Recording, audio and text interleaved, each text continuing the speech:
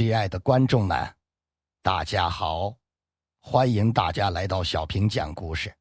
我们要一起探索古老的民间故事。我今天要讲的故事是民间故事。男子海潜途中，意外听见女子屋内的异响，让他羞愧不已。黄原村有一木匠，名叫张大寿。张大寿自小丧母，和父亲张大堆相依为命。张大寿23岁那年，张大堆因病逝世，张大寿便继承了家业，但因家中过于清贫，张大寿如今虽已52岁，但还是孤身一人。这天，张大寿正在家中干活，有一妇人前来拜访。妇人开门见山说道：“张师傅，我叫金莲，家住县北。昨夜不知为何，我睡觉的床突然塌了，所以今日特此来请张师傅帮我修一下床，不知可否？”“小娘子客气了，既然如此，那我便随你走一趟吧，避免今夜你无下榻之处。”张大寿说道。说完，张大寿背起工具后就随金莲走了。由于路途遥远，再加上当时正值3伏天，天气燥热难当，两人走了一会，张大寿已经是汗流浃背，而金莲此时也莫好到哪去，浑身都已被汗水浸湿，衣物紧紧贴在身上，金莲姣好的身材顿时一览无遗。虽然金莲长得颇有风韵，一行一动之间都充满了魅惑，且年龄约有30而已。但张大寿此时可莫心思想这些，他只想快点帮金莲把床给修好了，然后回家继续干活，毕竟他还接了好几个人的活呢。两人走了许久，终于来到了金莲家。不料当看到床中之物后，张大寿顿时就脸红了。因为床脚边只见放有一堆玉黄瓜，且隐约还能看到玉黄瓜上沾有些许粘液。除此之外，床脚处还放有许多女子的贴身之物。见张大寿脸色不对劲，金莲睡眼看去，顿时明白了什么，立即羞得无地自容，急忙把东西收好，然后就走出去了。金莲一走，张大寿平复了一下激动的心情，这才将床板给掀开。原来是床梁断了，且还不是断一根而已，而是断了2根。看着已被断成4节的床梁，张大寿心里疑惑不已。据他多年木匠的经验来看，要想同时弄断2根床梁，那得需要很大的力气才可以。但那金莲虽有些风韵，可最多不过100斤左右而已，怎能压断床梁呢？算了，不管他人闲事，张大寿心里劝解自己，于是便开始动手修床梁。忙活了好一会，床梁终于修好了。张大寿背起工具就要外出找金莲结工钱，可还不等张大寿走出门，就见金莲已经来了。金莲刚沐浴出来，身上只披了一件很薄的白纱，看起来若隐若现。“张师傅，我夫君因为国校里战死沙场，家中独留我和小叔子2人，钱袋里实在是过于拮据，不如这样吧，我与张师傅一做一日露水夫妻，让你好好享受一番鱼水之欢，就当抵了你的工钱，你看这样可否？”金莲面带桃花说道，一边说一边靠往张大寿。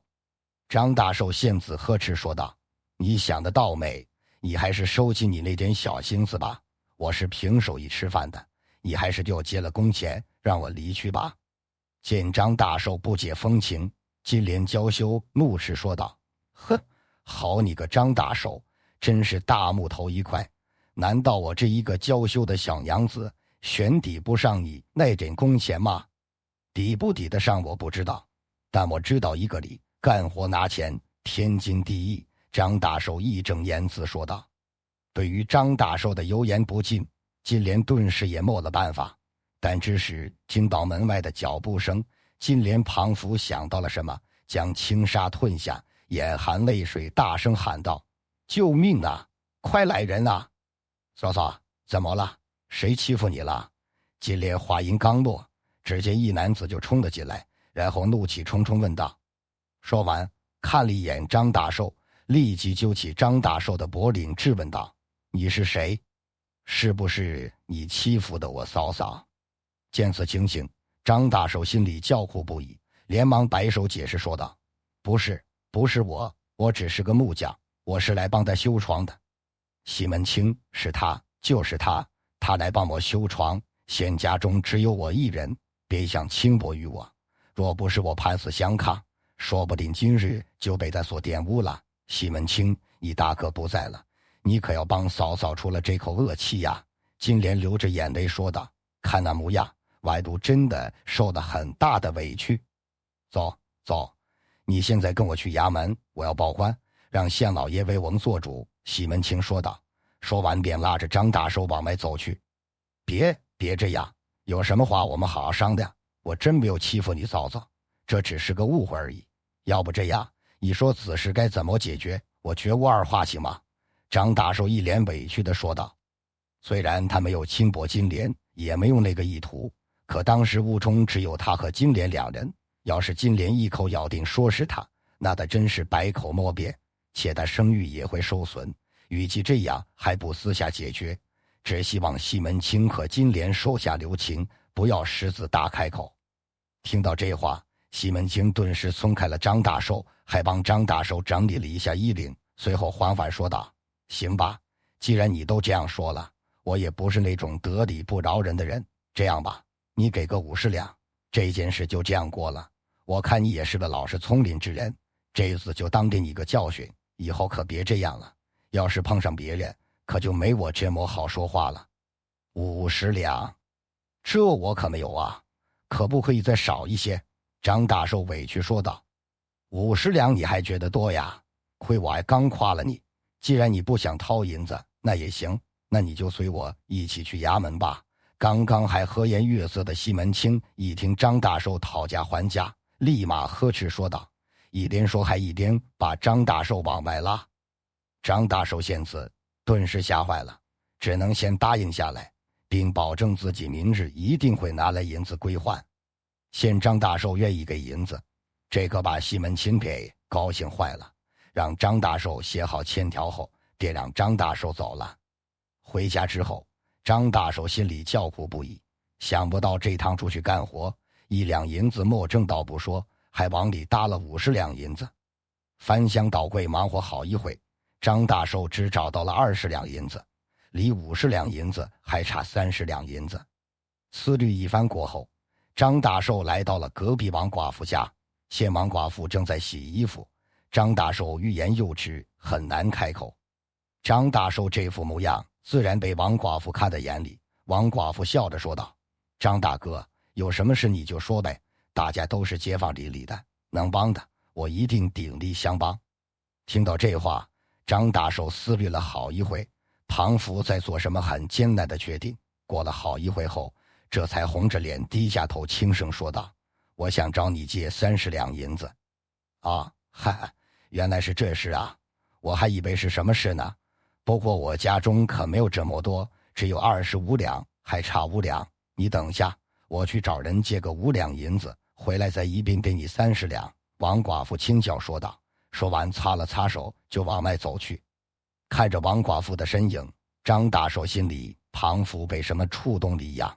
因为王寡妇对自己极好，每次自己需要帮忙，王寡妇总会不问缘由就鼎力相帮。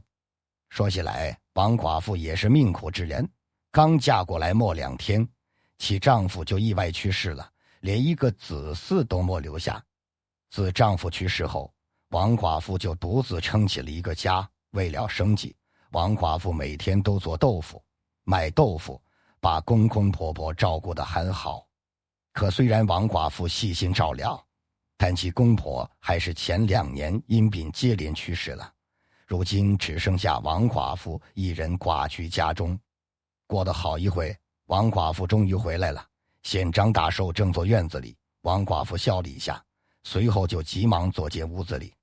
没多会，王寡妇就拿着一个布袋走了出来，将布袋递给张大寿后，王寡妇说道：“张大寿，这里正好50两，你拿去吧，我不着急用。”接过银子，张大寿笑着问道：“你就不问问我要这银子有何用处吗？”张大哥，你看，你又说小不是，你能找我借，证明你看得起我，信得过我，我借给你，证明我也看得起你，也信得过你。有的人借银子不必问，因为值得我信任，而你就值得我信任。王寡妇一脸认真地说道。听到这话，张大寿心里感动不已，想了想，他还是决定对王寡妇说出自己需要这30两银子的用途。哎呀，张大哥呀，你被骗了，知道吗？我跟你说，那金莲就是个水性杨花之人。他相公自上了沙场后，他就和他小叔子厮混上了。他相公死后，这两人更是如鱼得水，再也没有了束缚。这件事都被传得沸沸扬扬的了，你竟然不知道？王寡妇生气说道。我每日都是干活，哪有空闲理会这风花月夜之事啊？张大寿苦笑说道。此时他也知道了，自己是上当受骗了，被金莲和那西门庆给一起演了一场戏，让自己中了传说中的仙人跳了。可惜了，要是你当时随他们去了县衙，让县令老爷给你做主的话，这事倒也好吧。我们的县令为人清正廉明，说不定他们俩人还会被痛打一番。毕竟他们叔嫂之事已经被传得沸沸扬扬的了。可是到如今说什么也没用了，你已经承诺给银子了，且还签下了字据，白纸黑字，你跑不掉了。王寡妇无奈说道。本以为张大寿此时会很生气，不料张大寿却轻笑说道：没事，人在做，天在看，这30两银子我会尽快还你的，多谢你了，王娟。没事，你用吧，我不着急，只是可惜了，也便宜了这对奸夫淫妇了。王寡妇摆手说道。辞别王寡妇，张大寿回家后立马就洗了个澡，然后就把自己关在了屋子里。次日一早，张大寿拿着银子就来到了金莲家，可不料一进到院子里，就听到从屋里传来金莲的呻吟声。张大寿听闻此声，心里很是疑惑，难道金莲是生病了吗？心善的张大寿随即便要推门进去看看，可走到门口，他又停了下来。张大寿心想，毕竟男女授受不亲，有了上次的前车之鉴，自己此次还是小心一些为好。正巧这时他看到一旁的窗户有个破洞，想了一下，张大寿便爬在破洞前往里看。可不料这一看却把张大寿给羞了的大红脸，因为金莲正在和西门庆做着苟合之事。张大寿虽没经历过男女之事，如今还是童子身，但看着屋里的情景，他还是想到的什么。过了大约1个时辰，金莲的呻吟声这才停了下来。又等了一会，张大寿这才推门而进，看着床上的两人，张大寿把装有银子的袋子往前一扔，说道：这里刚好是50两，此事过后我们两清，你们这对奸夫淫妇真是为人所不齿。说完，张大寿就走了。庞父和他们多说一句话，都是对自己的侮辱。回家之后，张大寿是越想越生气，只能独自喝酒，借酒浇愁。张大哥，我陪你喝2杯吧，知道你心情不好，来，这是我今日刚做的豆腐，新鲜的。王寡妇捧着一盘豆腐走来说道。来坐，我也是刚喝。张大寿说道。说完就给王寡妇添了一双筷子。由于张大寿心情不好，所以喝酒喝得很快，而王寡妇因为是陪张大寿的，所以每次都是和张大寿一起直接一饮而尽。两人推杯换盏许久，张大寿已经有些迷糊了。看着眼前的王寡妇，张大寿叹了口气说道：王娟，你真的是个好人，可惜你如今才34岁，我都已经52岁了，我们年龄相差太大，不然我定娶你为妻。听到这话，王寡妇身形瞬时一颤，随即只见她突然红了脸。过了许久，王寡妇抬起头看了张大寿说道：张大哥，你看那些年龄相反、门当户对之人，一定会个个都幸福吗？都说男怕入错行，女怕嫁错郎。我们女人要的其实很简单，只要一个安稳的家就可以了。如果两人真心实意在一起，又何惧年龄的相隔？王寡妇说完这话，张大寿也沉默了，一时间变得很是尴尬。哎，我虽已50来岁，可却还不比你看得开。王娟，你愿意嫁给张大哥为妻吗？说实话，张大哥心里也暗地喜欢你很久了，但咱俩年龄确实相差太大。可既然你如今都这么说了，那我也就不藏着掖住了。只要你不嫌弃我张大寿家穷，我张大寿这辈子一定会好好对你好。张大寿接着酒机说道，说完便低下了头。见张大寿如此，王寡妇一时忍不住便笑了出来，随即便说道，我相信你张大哥。听到这话，张大寿高兴坏了，连忙抬起头给王寡妇倒酒。可俩人正喝得尽兴，屋外却突然下起了瓢泼大雨。看着屋外的大雨，可把张大寿给高兴坏了，因为下了大雨，王寡妇就回不去了。清晨5更之时，只见王寡妇伸出头左看右看一番，发现没人后，立马就悄悄地往自己家里跑去。不久，张大寿就迎娶了王寡妇，但两人的婚宴办得还是简单，请亲朋好友喝顿酒后就算完事了。婚后的张大寿对王娟很好，把王娟宠得像个孩子一样，两人恩爱有加。1个月后，这天张大寿到县上买东西，不料却听说了一件事，金莲死了。细细打听一番过后，张大寿这才得知了前因后果。原来金莲和西门庆不知为何，两人突然有钱了，于是便想外出去玩。两人听闻附近的莲花湖上新长满了一种名为紫烟花的植物，现在开花之后算是好看，于是便决定去看花。可两人的船刚划到莲花湖中央，突然一阵大风吹来，小船一下子就被风给吹翻了。因为金莲和西门庆都不会水，再加上当时附近并没有渔夫大鱼，所以两人双双被溺死在了莲花湖里。听到这件事后，张大寿心里不由得感叹一句，果真是人在做，天在看啊。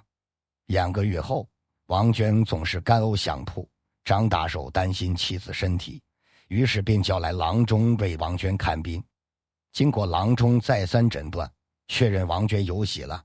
听闻这个消息，张大寿和王娟高兴不已。为了庆祝这件事，也为了这件喜事，张大寿拿着渔网就向湖边走去。他想要打点鱼给妻子熬鱼汤，为妻子补补身体。可刚走到村口，张大寿就碰见了李长。李长得知张大寿要去捕鱼，于是便好心提醒说道，大寿啊，你别去了，现在离咱们村最近的黄兴湖正在清理淤泥呢，你要抓鱼的话，你就去莲花湖吧，莲花湖现在的鱼也多，个个都很肥。听闻这话，谢过李长后，张大寿便往莲花湖走去。来到河边，张大寿连下了几网，可是都只捕抓到了几条小鱼。在张大寿收起最后一网，想要收网回家之时，却感觉这次的渔网有点沉。见此，张大寿心里开心不已，连忙用力把渔网往上拉。待把网全部收上来后，果真抓到了几条大鱼。除此之外，渔网上还挂有一个布袋子。把袋子拆开，只见里面全是银子，这可把张大寿给高兴坏了。细数一下，整整有45两银子之多。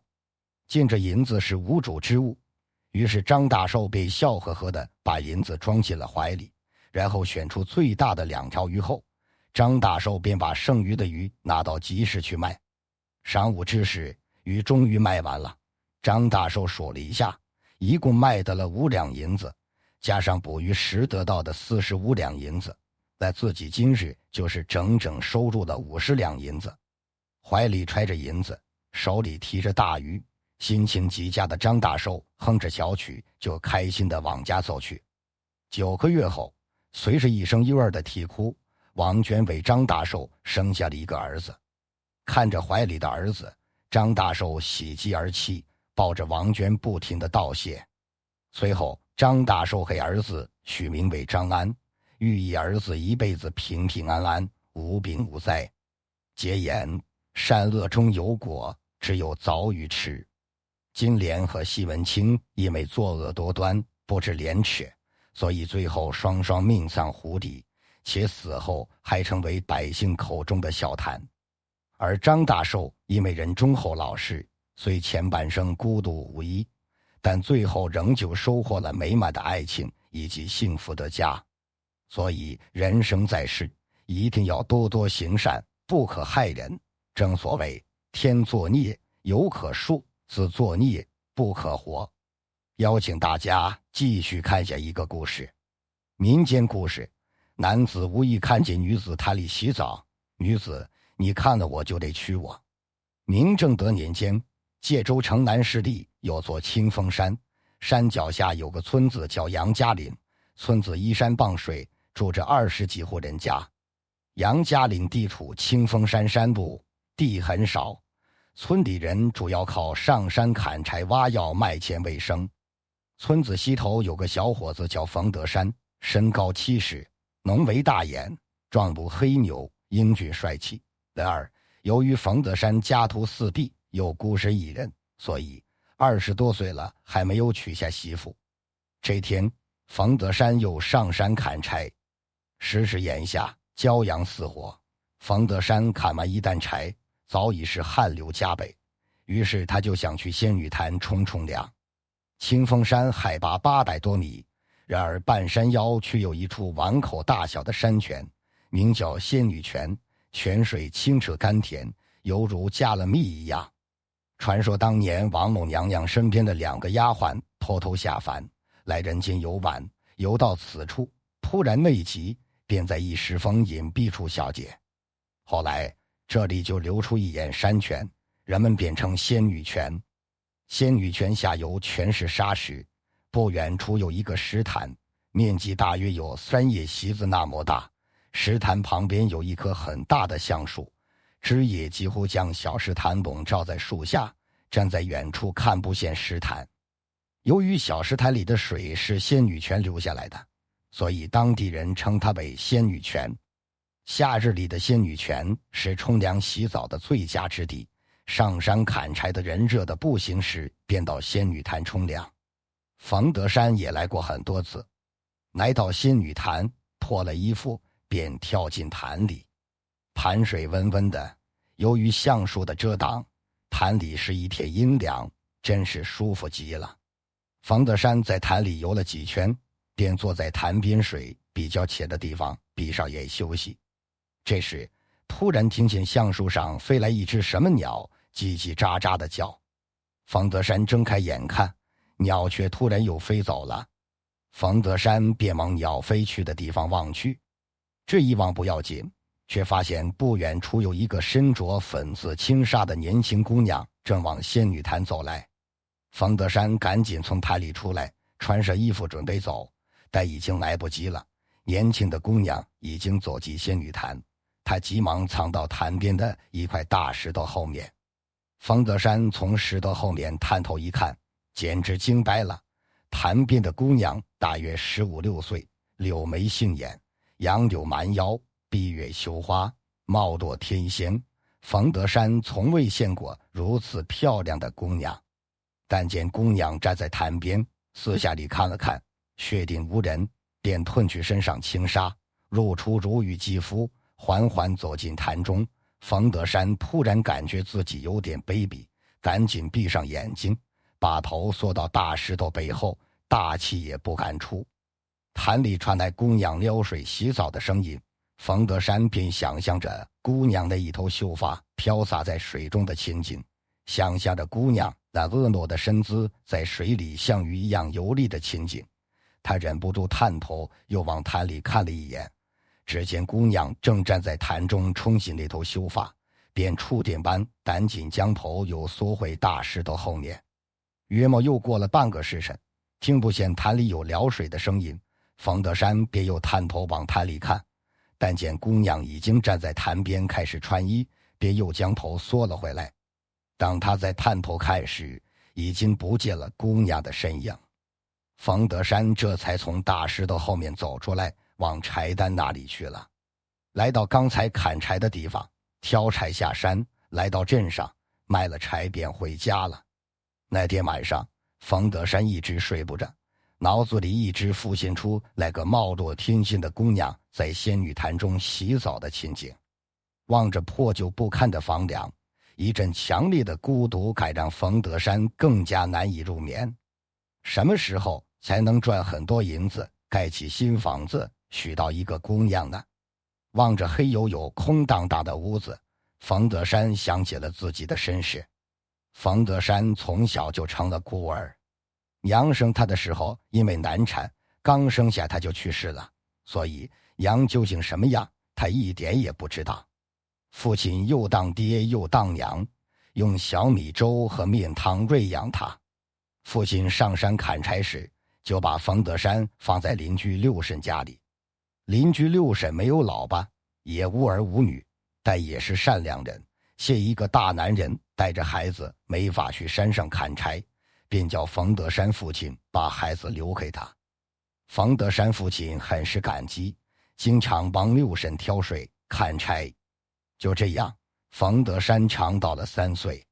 冯德山看见村里的孩子都有娘，只有他没有，便回来问父亲，别的孩子都有娘，他为什么没有？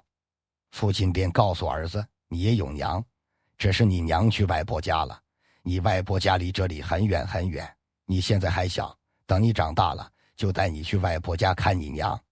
于是冯德山就盼望着长大。然而有一天天黑了，六婶还不见冯德山父亲回来，于是便让丈夫叫上几个人去山上找。当找到冯德山父亲，发现他不知什么时候从山崖上摔下来，人早已走了。六婶和邻居帮忙埋葬了冯德山的父亲，而3岁的冯德山成了孤儿。村里的李正嫌他可怜，便让村里人轮流照顾他，每家照顾1个月。但六婶说，我一个老婆子也没事，就让我照顾他吧，不用麻烦大家了。就这样，六婶把冯德山养到了12岁。12岁的冯德山已经能够自己照顾自己，跟着村里大人一起上山砍柴挖药。长大了的冯德山忘不了六婶的养育之恩，平日里也忘不了村里人对他的帮助。除了六婶的失败，村里谁家有事，他都是第一个跑去帮忙。冯德山18岁那年，村里老人想给他说个媳妇，但没人找了几个，姑娘都嫌他家穷不愿意。冯德山便下决心好好砍柴赚钱，积攒银子娶媳妇。于是别人一天砍1担柴，他一天砍2担。3年后，冯德山积攒了20两银子，他准备娶媳妇，花10两银子把房子修了，剩下的10两当彩礼和成亲用。然而就在他准备修房子的时候，六婶突然患病。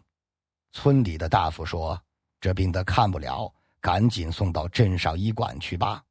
冯德山二话不说，背起六婶，一口气来到镇上医馆。大夫看了六婶的病，对冯德山说，治好他的病需要10两银子，你看要不要治？六婶是村里对冯德山照顾最多的一个人，对冯德山像亲儿子一样，冯德山也把他当亲娘一样看待。冯德山说，要治，要治，说着拿出10两银子给了大夫，说一定要治好。接下来冯德山一直在医馆照顾六婶。半个月后，六婶病好了，冯德山又把她送回家里。因为给六婶看病花费了10几两银子，冯德山修房子娶媳妇的事泡汤了。于是他又开始拼命地砍柴赚钱。屋子里老鼠的叫声将冯德山的思绪拉回到现实，望着黑黝黝的窗户，他又想起在仙女潭看到的那个美丽的姑娘，心里想，这辈子若是能娶到那样一位姑娘多好啊。想着想着便迷迷糊糊睡住了。第二天，冯德山又早早起来，磨好斧子，带了点干粮，便上山砍柴了。刚砍完1担柴，已经是中午了，日头依然很毒。冯德山又热又渴又饿，便来到仙女泉，边吃干粮边喝泉水。吃完干粮，冯德山便准备去挑柴下山。经过仙女潭的时候，心里突然想起昨天来这里洗澡的那个姑娘。天这么热，她今天应该还会来洗澡的。她太美了，他很想再见他一次，看他一眼，哪怕是一眼。看看天还早，冯德山便在仙女潭边停下来休息。尽管很热，但他不敢下水洗澡了，他怕他正在洗澡，姑娘来了，看见他在潭里洗澡，被吓跑了。于是他便忍着流汗，藏在大石头背后等。果然不大一会儿，冯德山就看见那个身着粉色轻纱的姑娘往仙女潭走来了。冯德山屏住呼吸，将头探出来一点点。还是昨天那个姑娘。只见他四下里看了看，确认无人，便脱去轻纱，下到潭里开始洗澡。冯德山不敢看了，他缩回头，静静地听着潭里撩水的声音，心里想，这姑娘是哪个村子的人呢？附近并没有村子，杨家岭是离这里最近的村子，但离这里也有好几里地，若不是上山砍柴，没有人会到这里洗澡。能到这里洗澡，一定住在附近不远的地方，难道这附近还住着人家？可冯德山来这里砍柴很多年了，从未发现这里有人家，那这个姑娘究竟是在哪里住着呢？潭里撩水的声音不断传到冯德山耳朵里，他忍不住又探出头往潭里看了一眼，却看见姑娘正站起来撩水洗身子，吓得赶紧闭上眼睛，却不小心踩翻了脚下一块石头，石头滚动发出响声。谁？潭里突然传来姑娘的叫声。冯德山吓得躲在大石头后面，不敢出声。谁在大石头后面？再不答应我就害人了。又传来姑娘的声音。冯德山只好从大石头后面走出来，看见姑娘还在潭里，便闭上眼说：对不起，我不是故意的，刚才刚要走，就见你来了，便躲到大石头后面了。我再躲到后面，你快穿上衣服吧。姑娘说：你撒谎，明明是你想看我洗澡才躲到大石头后面的，不然我刚才来的时候你为什么不走呢？冯德山不会撒谎，但刚才的确撒了谎，所以结结巴巴地说：我见你漂亮，就想看看，你快穿上衣服说话吧。姑娘说：不行，我的身子都让你看光了，你要对我负责，不然我就告你非礼。冯德山说：负责？负什么责？就是赔钱吗？那你说赔多少银子？我赔你。姑娘笑着说：你赔我银子？好吧，100两银子，拿来吧。冯德山差点吓晕，说：100两银子，这么多呀？姑娘说：怎么，你认为我值不了100两银子吗？冯德山说：不，我是说我只有10两银子。姑娘说：赔不起银子，那你就娶了我。冯德山以为自己听错了，说：你说什么？娶了你？我没听错吧？姑娘说：莫听错，我还是个没出嫁的黄花闺女，可被你看光了，所以你要娶了我。冯德山想不到这么漂亮一个姑娘竟然要他娶了她，如果不娶还要告他，天下竟然有这等好事。别说，姑娘，你貌若天仙，我当然愿意娶你，可我家徒四壁，而且孤身一人，你嫁给我会受苦的。姑娘说：我也是孤身一人，你只要对我好，我不怕吃苦。冯德山说：那好，我愿意娶你，你快穿上衣服吧。姑娘这才穿上衣服，冯德山也从大石头后面出来。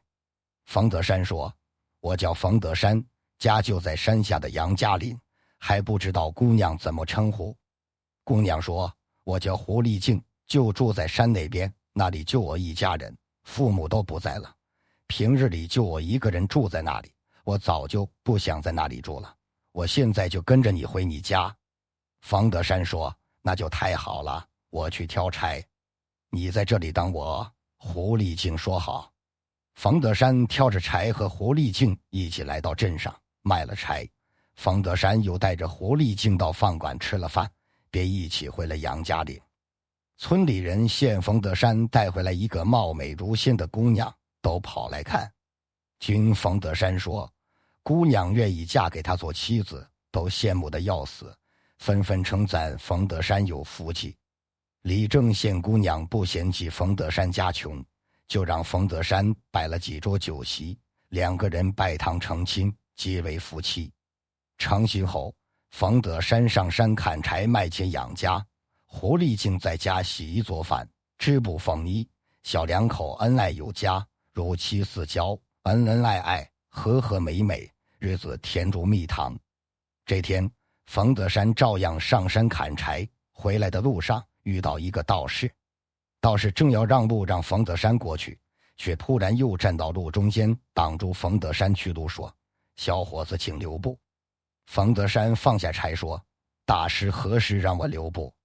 道士说：“我看你印堂发黑，身上有妖气，最近家中可是添了人丁。”冯德山说：“我最近只是拜堂成亲，娶了个妻子，哪有什么妖气？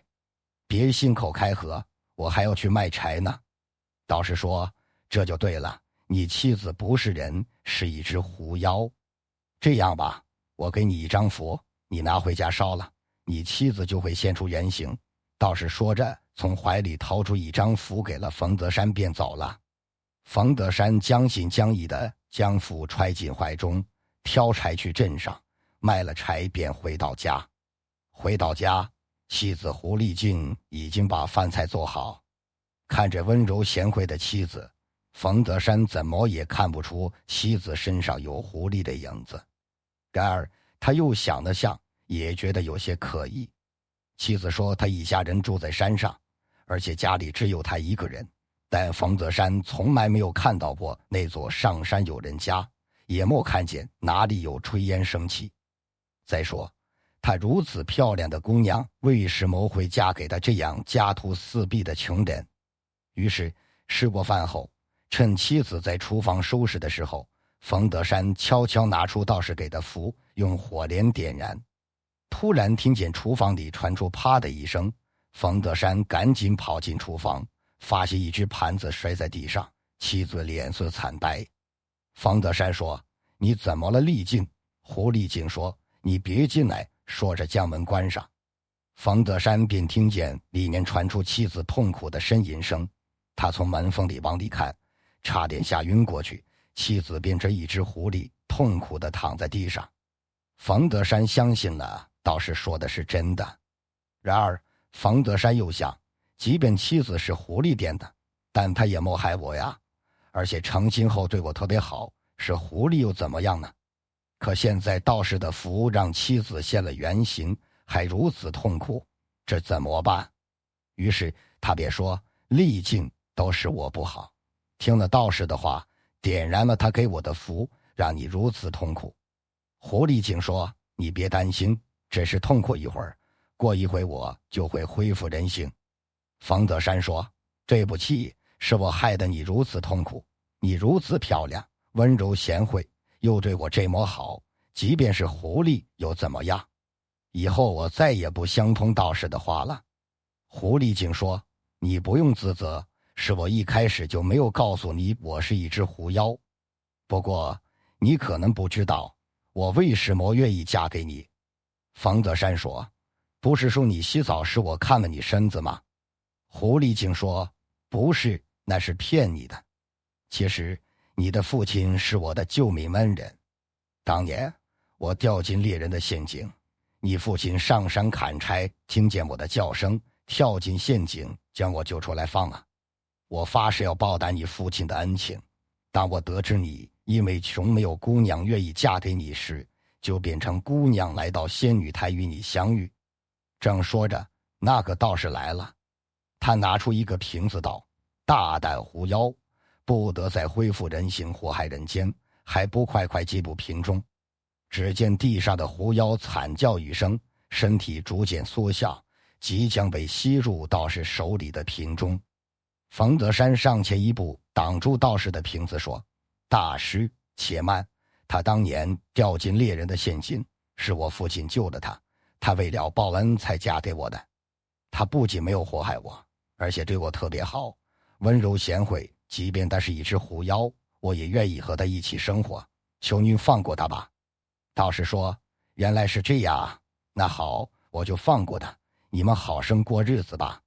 不过他是狐妖，只能与你做夫妻，不能为你生孩子，你要想好。